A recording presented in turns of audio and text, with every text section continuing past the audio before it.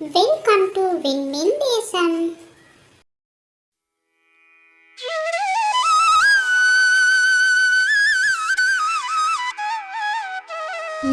சரி சரி, விளையாடினது போகணும். 2 பேரும் வீட்டுக்குள்ளே வாங்க.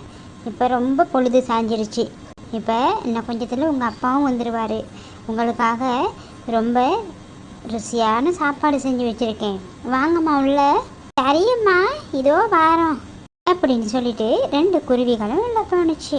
அடக்கடவுளே, குழந்தைங்களுக்காக இங்கே செஞ்சு வச்சுருந்த சாப்பாடை காணாமே.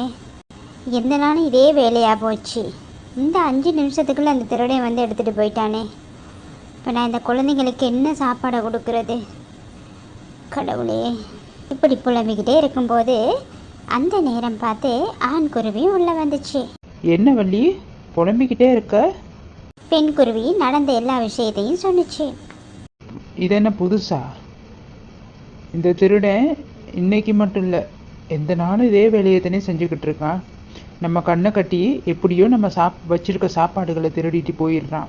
இது நமக்கு மட்டும் இல்லை, நம்ம காட்டில் எல்லாரும் இந்த திருடனால ரொம்ப கஷ்டப்படுறாங்க. இதுக்கு ஏதாவது ஒரு முடிவு கட்டியாகணும். சரி சரி விடு, என்னதான் செய்ய. இப்போ இந்த நான் கொண்டு வந்திருக்கத குழந்தைங்களுக்கு எடுத்து கொடு, அதுவும் நீ எடுத்து சாப்பிடு. அதே போல் இன்னொரு குருவி குடும்பத்துலேயும் இந்த சம்பவம் நடந்துச்சு. என்ன மூடி முழிக்கிறதுக்குள்ளே உள்ளே இருந்த சாப்பாடை அந்த திருடன் திருடிட்டு போயிட்டான். திருடனால் நிறைய குடும்பங்கள் காட்டில் ரொம்ப கஷ்டப்பட்டுக்கிட்டு இருந்துச்சு. போதியளவு உணவு தேட முடியுமா இருந்தனால மற்ற குருவிகள் பெருசாக இதை பற்றி கணக்கெடுக்கலை. ஆனால் குளிர்காலம் நெருங்க நெருங்க இந்த குருவிகளுக்கு ஒரே பயம் மேலே தொடங்குச்சு.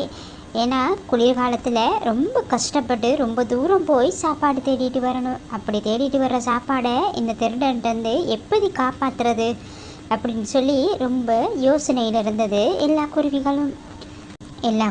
ஒன்று தோழி இந்த திருட்டு வேலையை செய்கிறது யாருன்னு சொல்லி கண்டுபிடிக்க நந்திட்டியது. அப்போ ஒரு வயசு போன குருவி சொன்னிச்சு, இந்த திருட்டு வேலையை செய்யறது யாருன்னு கண்டுபிடிக்கிறதுக்கு ஒரே ஒரு வழிதான் இருக்கு. நம்ம எப்படி முயற்சி செஞ்சியோ இந்த திருடனை நம்மளால கண்டுபிடிக்க முடியல.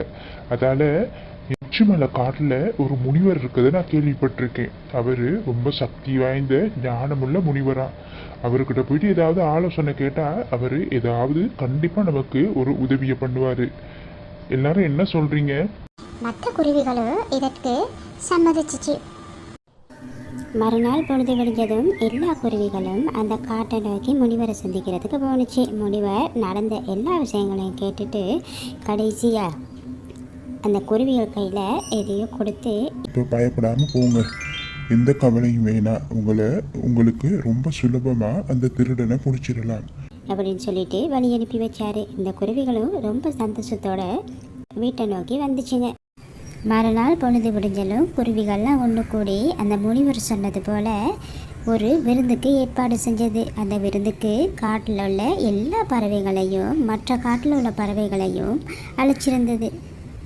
அப்போ அந்த விருந்துக்கு எல்லா பறவைகளும் வந்துருந்துச்சு. இந்த காட்டில் இருந்த பறவைகள் ரொம்ப சந்தோஷமாக அந்த விருந்தை கொண்டாடி மகிழ்ந்துச்சு. அப்போ அந்த கூட்டத்தில் சாப்பிட்டு கொண்டிருக்கும்போது எல்லா குருவிகளும் ஒரு இடத்தை நோக்கி ரொம்ப ஆச்சரியத்தோடு பார்த்து கொண்டிருந்துச்சு. அது என்ன நடந்ததுன்னு சொன்னால், அந்த இடத்துல வெள்ளி நிறமாக சாப்பிட்டு கொண்டிருந்த பறவை திடீர்னு நிறம் மாற தொடங்குச்சு.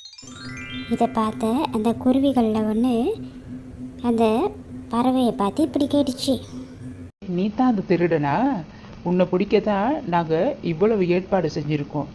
இவ்வளவு நாள் ரொம்ப ஆட்டம் காட்டிட்டல்ல, இப்போ வசமாக மாட்டிக்கிட்ட பாரு அப்படின்னு சொன்னிச்சு. இதை கேட்ட அந்த காகம் அதிர்ச்சியோட, என்ன சொல்கிறீங்க? நான் திருடனா?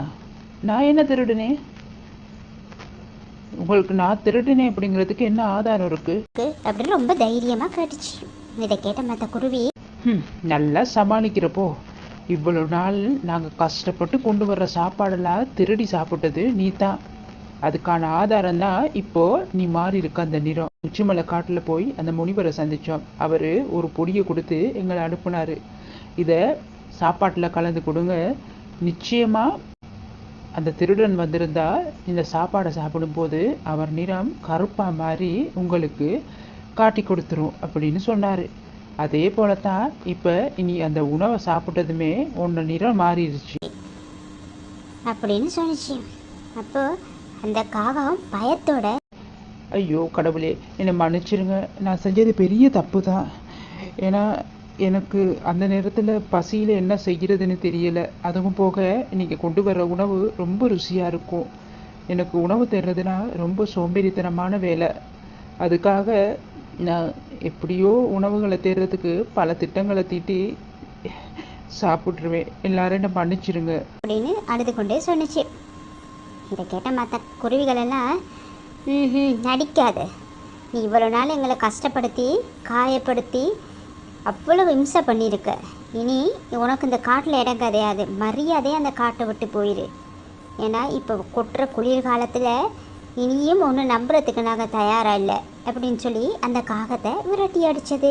அந்த காகம் அந்த முனிவரை தேடி போய் தன்னோட நிறத்தை மாற்றுமாறு ரொம்ப கெஞ்சி கேட்டுச்சு. ஆனால் அதுக்கு அந்த முனிவரோ, நீ செஞ்ச தவறான செயலால நீ மட்டும் இல்ல, உன்னோட வம்சமே அதுக்கு தலை குனிய வேண்டியிருக்கும்.